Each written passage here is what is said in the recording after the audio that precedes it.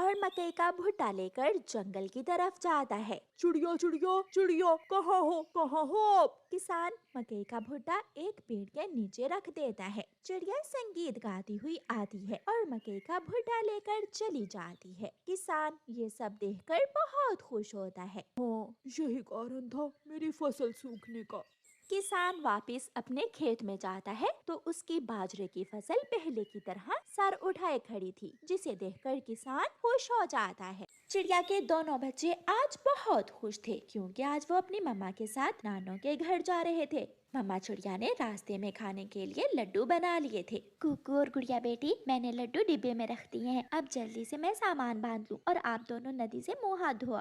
मम्मा, नदी रास्ते में ही तो आएगी, हम वहाँ थोड़ी देर रुककर मुंह हाथ धो लेंगे। फिर मम्मा चिड़िया अपना सामान उठाती है। कुकू बेटा, लड्डू वाला डिब्बा उठा लो, आज नानों के साथ मैं लेटूंगी। नहीं नहीं, मैं सोऊंगा नानों के साथ। बातों बातों में बच्चे लड्डू वाला डिब्बा घर में ही भूल जाते हैं और वो सब अपने घर से निकल जाते हैं। वो उड़ते उड़ते दूर निकल जाते हैं और फिर एक नदी के पास वो सब जाकर रुकते हैं। बच्चों, आप जल्दी से नदी के पानी से हाथ साफ कर लो और फिर हम यहाँ बैठकर लड्डू खा लेंगे। बच्चे नदी से अपने हाथ धोते हैं। कुकू, गुड़िया बेटी, लड्डू वाला डिब्बा कहाँ है? ओ गुड़िया, मैं लड्डुओं वाला डिब्बा तो घर में ही भूल आया। मम्मा मम्मा, कुकू भाई लड्डुओं वाला डिब्बा लाना ही भूल गए हैं। मैंने आपसे कहा भी था कुकू बेटा, लड्डुओं वाला डिब्बा उठा लो, लेकिन आप तो मेरी बात पर ध्यान ही नहीं देते हो। मम्मा, आप यहाँ बैठिए, मैं 2 मिनट में डिब्बा उठा लाता हूँ। मैं यूँ गया और यूँ आया। नहीं, मैं जाती हूँ। मम्मा, आप थक जाएंगी, मैं आपसे जल्दी लौट आऊंगा। फिर कुकू घर वापस चला जाता है। मम्मा चिड़िया और गुड़िया वहाँ ही नदी के पास बैठ जाती हैं। कुकू जल्द ही अपने घर पहुँच जाता है। वो डिब्बा खोलकर एक लड्डू खाता है और डिब्बा बंद करके डिब्बा उठाकर अपने घर से निकलता है। ये छोटा चिड़िया का बच्चा डिब्बे में क्या लेकर जा रहा है? जरूर कोई खाने वाली चीज होगी इसमें। दुष्ट कालू कौवा कुकू को रोक लेता है। कुकू कुकू, तुम्हारे पीछे भूत है। कहाँ कहाँ है भूत? कुकू जैसे ही पीछे मुड़कर देखता है, कालू कौवा कुकू का डिब्बा उठाकर भाग जाता है। रुको रुको अंकल, आप मेरा डिब्बा क्यों उठाकर लेके हैं? कुकू भी कालू कौवे के पीछे भागता है।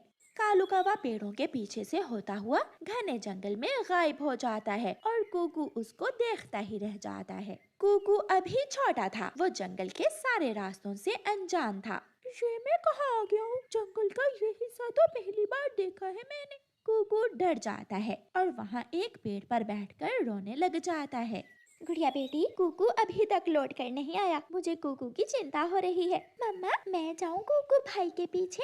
नहीं, पहले मैं कुकू के लिए परेशान हूँ और अब तुम जाने की बात कर रही हो। मम्मा चिड़िया अपने घर वापस जाने के लिए उड़ने ही वाली थी कि वहाँ कालू कौवा आ जाता है। कालू कौवा चिड़िया से झूठ बोलता है। चिड़िया चिड़िया, तुम यहाँ बैठी हो और तुम्हारा बेटा कुकू दूसरे जंगल जा रहा था। कौवे भैया, मेरा बेटा तो घर लड्डुओं वाला डिब्बा लेने गया था। नहीं नहीं, वो डिब्बा उठाकर जा रहा था। मैंने पूछा तो बोला कि वो अपनी नानों के पास जा रहा है। मम्मा, कहीं कुकू भाई हमसे पहले ही नानों के पास ना चला गया हो? मुझे तो कुछ समझ नहीं आ रही, किस मुसीबत में फंस गए हैं। चिड़िया चिड़िया, तुम जाओ, तुम्हारा बेटा तुमसे पहले ही तुम्हारी माँ के पास पहुँच गया होगा। फिर मम्मा चिड़िया और गुड़िया कौवे की बात को सच मानकर आगे उड़ती। शाम होने से पहले पहले ही दोनों माँ बेटी दूसरे जंगल पहुँच जाती हैं। रानो बेटी, कुकू कहाँ है? वो नहीं आया तुम्हारे साथ? माँ, कुकू यहाँ नहीं है, हम तो समझे वो हमसे पहले पहुँच गया होगा। बेटी, वो यहाँ तो नहीं आया।